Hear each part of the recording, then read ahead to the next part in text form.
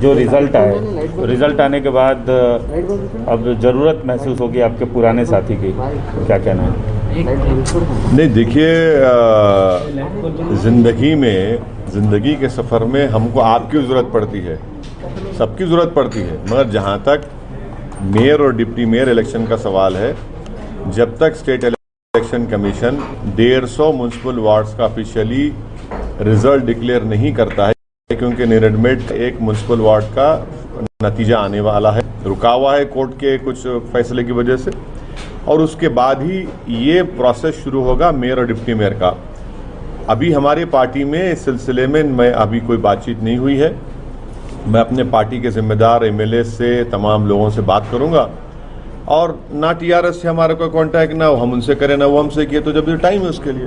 Sir, लेकिन ये आप बात बोलने के लिए कह रहे हैं, लेकिन सबको पता है कि टीआरएस और एमआईएम का वास्ता रहा है, चाहे लोकसभा चुनाव हो चाहे विधानसभा चुनाव, सपोर्ट करते रहे हैं और बिना आपके बनेगा भी नहीं। इस म्यूनसिपल इलेक्शन में, जीएचएमसी के इलेक्शन में रहमत कई जगह पर हम मुकाबला किए, 51 सीट्स हम लड़े, एक रहमत नगर था, रहमत नगर में टीआरएस जीत गए, हम सेकंड आए।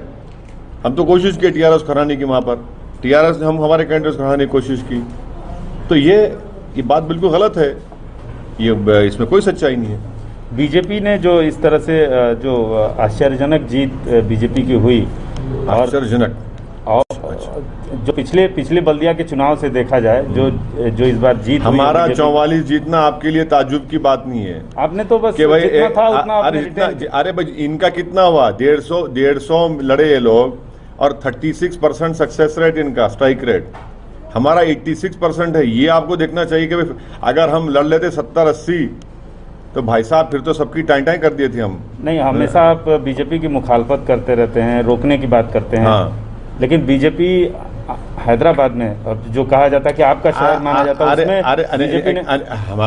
हमारे कॉन्स्टिट्यूंसी में बीजेपी कहाँ जीती, बताइए। हम 44 हैदराबाद में म्यूनसिपल वार्ड्स हैं, 34 हम लड़े, 33 हम जीते, 5 साल पहले भी जीते थे।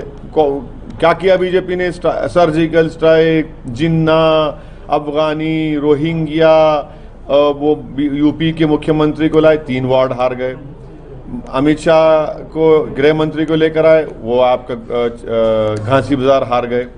अरे इतना रीड मत करिए, ये वक्तिया कामयाबी है, ज्यादा दिन नहीं चलने वाला है ये। अच्छा, टीआरएस के खिलाफ आप लड़ रहे थे, लेकिन एक सेकुलर पार्टी, जिसको आप सेकुलर पार्टी बोलते रहे हैं, उसकी इतनी जबरदस्त हार हुई है, इस पर आपका क्या कहना है?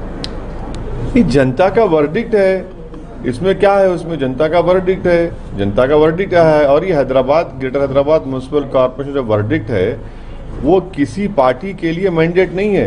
हैदराबाद की जनता ने ना एमआईएम को डिसाइसिव मैंडेट दिया, ना बीजेपी को दिया, ना टीआरएस को दिया। इस मैंडेट की इज्जत करना जरूरी है, इस मैंडेट को समझना जरूरी है।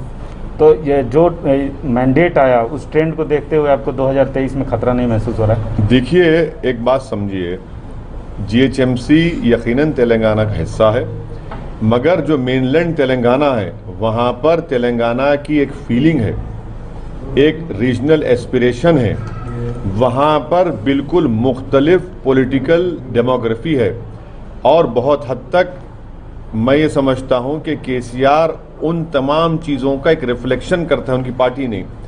अगर आप बोलेंगे आप गलत कह रहे हैं, तो मैं आपको बता रहा हूं कि निज़ामाबाद म्यूनसिपल कॉरपोरेशन में 8-10 महीने पहले इलेक्शन हुए, जहां पर बीजेपी का सिटिंग एमपी है, वहां पर क्या मेयर बीजेपी का है, डिप्टी मेयर नहीं है। करीमनगर म्यूनसिपल कॉरपोरेशन के इंतखाबात हुए, इलेक्शन हुआ, वहां पर बीजेपी का स्टेट प्रेसिडेंट है, एमपी है, वहां पर बीजेपी का मेयर डिप्टी मेयर नहीं है। तो इसीलिए हम कह रहे हैं कि आप बहुत ज़्यादा इसको रीड मत करिए, इस डिसीजन को। मेरा मानना यह है कि आज भी टीआरएस एक फॉर्मिडेबल फोर्स है मेनलैंड तेलंगाना में।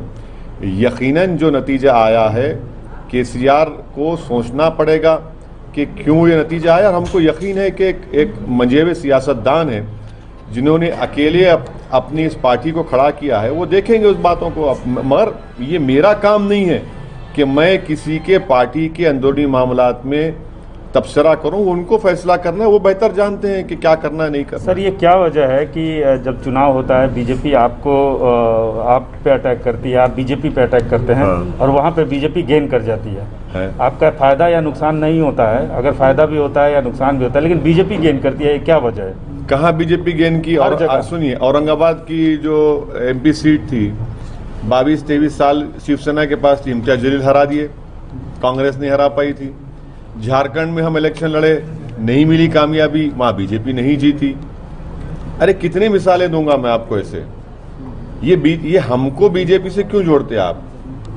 देखिए समंदर, सुनिए, सारी सियासी पार्टियां समंदर के दो किनारे एक नहीं हो सकते, इतना याद रख लीजिए आप। समंदर के दो किनारे कभी एक नहीं हो सकते। तो बंगाल में भी ऐसा ही होने वाला है सर, अब बीजेपी जीतेगी, आप चुनाव लड़ेंगे। अरे भाई, अगर मेरे लड़ने से एक तो कोई जीतेगा कोई हारेगा, मैं भी जीतूंगा ना। ये कब से हो गया कि भाई आप ये देख कर लड़ी इलेक्शन? मैं भी हारा है, 7 सीट में हार गया, मेरे खिलाफ क्यों मैं बोलूं, शिकायत करूं, मैं छोटे बच्चे की तरह रहूं कि मैं 7 सीट में हार गया, क्यों लड़े मेरे खिलाफ? यही तो जमहूरियत की खूबसूरती है, यही तो जमहूरियत की खूबसूरती है। तो बंगाल बंगाल के हमारे जिम्मेदारों से हमारी बातचीत होगी, उनसे पूरा बात करेंगे, फैसला लेकर आपको बताएंगे। बीजेपी जिस तरीके से गेन कर रही है, बिहार में भी आप चुनाव लड़े, आपको भी 5 सीटें मिली, बीजेपी जीती, यहाँ भी यही देखने को मिला। तो बंगाल में आप जैसे बोलते हैं, हर बार आप ये बोलते हैं कि वक्तिया फायदा है, वक्तिया जीत है। एक बात सुनिए, बिहार बंगाल में पार्लिमानी चुनाव हुए, 18 बीजेपी जीती, हम तो एक भी नहीं लड़े। क्या बोलेंगे आप? टीएमसी के नेता छोड़ के बीजेपी भाग रहे, हमसे पूछ के जा रहे हैं क्या वो? अरे हर चीज में हमको लाके आप लोग खड़ा कर देते सामने। अरे हमारे कंधे पे रखकर बीजेपी का बाजा मत बजाइए, हमारे कंधे पे रखकर बीजेपी का प्रोपेगेंडा मत करिए। और बीजेपी अगर जीत रही है तो क्यों जीत रही है भी तो देखिए। भाई आप तो मुसलमानों का सेक्युलर वोट ले रहे हैं, मगर आपका वोटर कहां भाग रहा है वो भी तो सोचिए। आप वो क्यों नहीं सोचते? जिस दिन ये तमाम जो अपने आप को सेक्युलर कहते हैं वो इस चीज को सोचेंगे, समझेंगे, प्लान आउट करेंगे, तभी जाकर बीजेपी से मुकाबला कर पाएंगे। अगर ये दिन रात 24 घंटे से असदुद्दीन ओवैसी और एमआईएम करते रहेंगे तो कोई फर्क पड़ने वाला नहीं है। करते रहिए, आप हमारा नाम लेते रहिए, हम और आगे बढ़ते जाएंगे। यानी बीजेपी भी आगे बढ़ती जाएगी। अब बीजेपी आगे बढ़ रही है तो इनकी वजह से बढ़ रही है। बिहार में इतना एंटी इनकम्बेंसी था जेडीयू के खिलाफ, और अब वहां नहीं जीतते आप, तो इसका जिम्मेदार किसको देंगे आप? अरे भाई आप नहीं जीत पा रहे तो हमको आप इनकी वजह से हो, तो ठीक है बोलिए, कोई बात नहीं। सर हैदराबाद की जनता कब तक उम्मीद करे अपने नए मेयर? अभी तो ये तो प्रोसेस उसका है, उसका एक स्टैट्यूट है, एक्ट है, उसके मुताबिक जब एक्ट आएगा, लॉ आएगा तो फैसला होगा। अगर मेयर एमआईएम के हिस्से में आता है, कोई फैसला नहीं हुआ है हमारी पार्टी में।